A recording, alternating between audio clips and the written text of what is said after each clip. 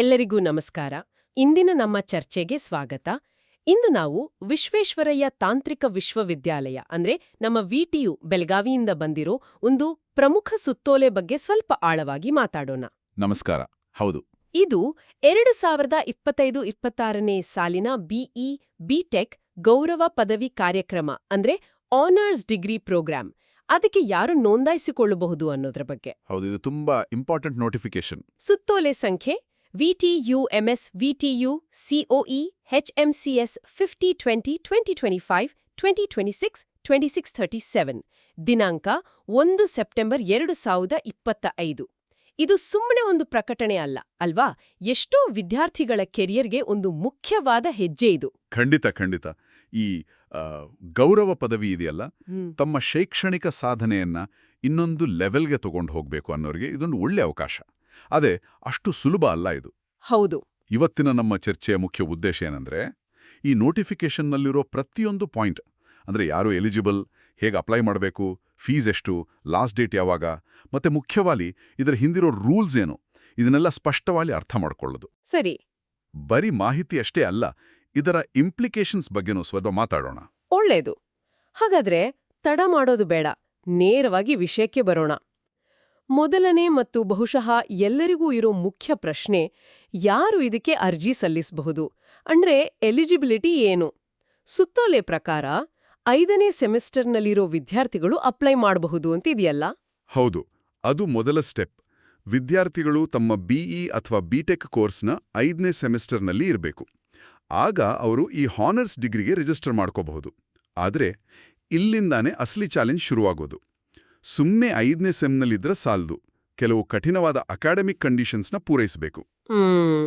ಕಠಿಣವಾದ ಮಾನದಂಡಗಳು ಅಂದ್ರಿ, ಅವುಗಳ ಬಗ್ಗೆ ಸ್ವಲ್ಪ ಹೇಳ್ತೀರಾ? ಇದು ಬರೀ ಮಾರ್ಕ್ಸ್ ಸಂಬಂಧಪಟ್ಟಿದ್ದಾ ಅಥವಾ ಬೇರೇನಾದ್ರೂ ಇದೆಯಾ? ಇದು ಮುಖ್ಯವಾಗಿ ಅಕಾಡೆಮಿಕ್ ಪರ್ಫಾರ್ಮೆನ್ಸ್ಗೆ ಸಂಬಂಧಿಸಿದ್ದು. ನೋಡಿ, ಸುತ್ತೋಲೆ ಏನ್ ಹೇಳುತ್ತೆ ಅಂದ್ರೆ, ವಿದ್ಯಾರ್ಥಿಗಳು ತಮ್ಮ ಮೊದಲ 4 ಸೆಮಿಸ್ಟರ್ವರೆಗೆ, ಅಂದ್ರೆ 1ನೇ ಸೆಮ್ಮಿಂದ 4ನೇ ಸೆಮ್ ಕೊನೆಯವರೆಗೆ ಎಲ್ಲಾ ಕೋರ್ಸ್ಗಳಲ್ಲಿ ಪ್ರತಿಯೊಂದು ಸಬ್ಜೆಕ್ಟ್ನಲ್ಲೂ ಫಸ್ಟ್ ಅಟೆಂಪ್ಟ್ನಲ್ಲೇ ಪಾಸ್ ಆಗಿರಬೇಕು. ಓಹೋ, ಫಸ್ಟ್ ಅಟೆಂಪ್ಟ್? ಹೌದು, ಫಸ್ಟ್ ಅಟೆಂಪ್ಟ್ ಮಾತ್ರ. ಅಷ್ಟೇ ಅಲ್ಲ, ಪ್ರತಿ ಸಬ್ಜೆಕ್ಟ್ನಲ್ಲೂ ಮಿನಿಮಮ್ ಸಿ ಗ್ರೇಡ್ ಬಂದಿರಬೇಕು. ಮತ್ತೆ ಈ 4 ಸೆಮಿಸ್ಟರ್ಗಳ ಒಟ್ಟಾರೆ CGPA ಅಂದ್ರೆ ಕ್ಯುಮ್ಯುಲೇಟಿವ್ ಗ್ರೇಡ್ ಪಾಯಿಂಟ್ ಆವರೇಜ್, ಅದು 7.5 ಅಥವಾ ಅದಕ್ಕಿಂತ ಜಾಸ್ತಿ ಇರಬೇಕು. ಅಬ್ಬಾ, ಅಂದ್ರೆ ಒಂದೇ ಒಂದು ಸಬ್ಜೆಕ್ಟ್ನಲ್ಲಿ ಸೆಕೆಂಡ್ ಅಟೆಂಪ್ಟ್ನಲ್ಲಿ ಪಾಸ್ ಆದ್ರೂ ಅಥವಾ CGPA 7.49 ಇದ್ರೂ? ಇಲ್ಲ, ಆಗಲ್ಲ. ಗೌರವ ಪದವಿಗೆ ಅರ್ಜಿ ಹಾಕೋಕೆ ಆಗಲ್ಲ. ಆ ಮೊದಲ ಪ್ರಯತ್ನ ಅನ್ನೋದಿದೆಯಲ್ಲ, ಅದು ತುಂಬಾ ಕ್ರಿಟಿಕಲ್ ಇಲ್ಲಿ. ಇದು ಯಾಕೆ ಇಷ್ಟು ಸ್ಟ್ರಿಕ್ಟ್ ಆಗಿ ಮಾಡಿದ್ದಾರೆ ಅಂತ ನಿಮ್ಗನ್ನಿಸ್ತೆ? ಒಳ್ಳೆ ಪ್ರಶ್ನೆ. ಬಹುಶಃ 2-3 ಕಾರಣ ಇರ್ಬೋದು. ಒಂದು, ಗೌರವ ಅಥವಾ ಆನರ್ಸ್ ಪದವಿಗೆ ಒಂದು ಅಕಾಡೆಮಿಕ್ ಪ್ರೆಸ್ಟೀಜ್ ಇರಬೇಕಲ್ವಾ? ಆ ಕ್ವಾಲಿಟಿಯನ್ನ ಮೇಂಟೈನ್ ಮಾಡಕ್ಕೆ ವಿಟಿಯು ಹೀಗೆ ಮಾಡಿರ್ಬೋದು. ಇನ್ನೊಂದು, ಮುಂದೆ ಜಾಬ್ಗೆ ಹೋಗುವಾಗ ಅಥವಾ ಹೈಯರ್ ಸ್ಟಡೀಸ್ಗೆ ಹೋಗುವಾಗ ಆನರ್ಸ್ ಡಿಗ್ರಿ ಇದೆ ಅಂದ್ರೆ ಆ ವಿದ್ಯಾರ್ಥಿ ಅಕಾಡೆಮಿಕಲಿ ತುಂಬಾ ಸ್ಟ್ರಾಂಗ್, ಕಮಿಟೆಡ್ ಅಂತ ಒಂದು ಸೂಚನೆ ಕೊಡುತ್ತೆ. ಹೌದು. ಸೊ ಈ 7.5 CGPA ಮತ್ತೆ ಫಸ್ಟ್ ಅಟೆಂಪ್ಟ್ ಕಂಡೀಷನ್ ಆ ಎಕ್ಸಲೆನ್ಸ್ನ ಗ್ಯಾರಂಟಿ ಮಾಡೋ ಒಂದು ರೀತಿ ಇರ್ಬೋದು. ಲಾಜಿಕಲ್ ಆಗಿದೆ. ಗೌರವ ಪದವಿಗೆ ಅದರದ್ದೇ ಆದ ಒಂದು ತೂಕ ಇರಬೇಕಾಗತ್ತೆ. ಸರಿ, ಇದು ರಿಜಿಸ್ಟ್ರೇಷನ್ ಟೈಮ್ನ ಎಲಿಜಿಬಿಲಿಟಿ ಅಷ್ಟೇನಾ ಅಥವಾ ಈ ಅಕಾಡೆಮಿಕ್ ಸ್ಟ್ಯಾಂಡರ್ಡ್ನ ಮುಂದಕ್ಕೂ ಮೇಂಟೈನ್ ಮಾಡಬೇಕಾ? ಇಲ್ಲ, ಇದು ಬರೀ ಎಂಟ್ರಿಗೆ ಮಾತ್ರ ಅಲ್ಲ, ಇದೊಂದು ಕಂಟಿನ್ಯೂಸ್ ಕಮಿಟ್ಮೆಂಟ್. ಆನರ್ಸ್ ಡಿಗ್ರಿ ಕೊನೆಗೆ ಸಿಗ್ಬೇಕು ಅಂದ್ರೆ ವಿದ್ಯಾರ್ಥಿಗಳು 8ನೇ ಸೆಮಿಸ್ಟರ್ ಕೊನೆಯವರೆಗೂ ಪ್ರತಿ ಸೆಮಿಸ್ಟರ್ನಲ್ಲೂ ತಮ್ಮ ಒಟ್ಟಾರೆ CGPA ಇದೆಯಲ್ಲ, ಅದನ್ನ 7.5 ಅಥವಾ ಅದಕ್ಕಿಂತ ಹೆಚ್ಚು ಮೇಂಟೈನ್ ಮಾಡಲೇಬೇಕು. ಅಷ್ಟೇ ಅಲ್ಲ, ಪ್ರತಿ ಸೆಮ್ನಲ್ಲಿ ತಗೊಳ್ಳೋ ಎಲ್ಲಾ ಸಬ್ಜೆಕ್ಟ್ಗಳಲ್ಲೂ ಮಿನಿಮಮ್ ಸಿ ಗ್ರೇಡ್ ತಗೋತಾನೇ ಇರಬೇಕು.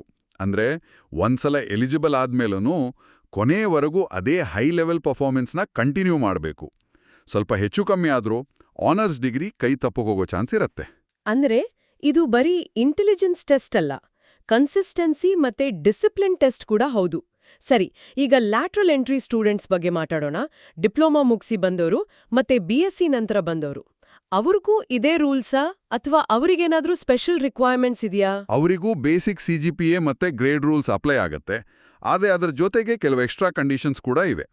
ಡಿಪ್ಲೊಮಾ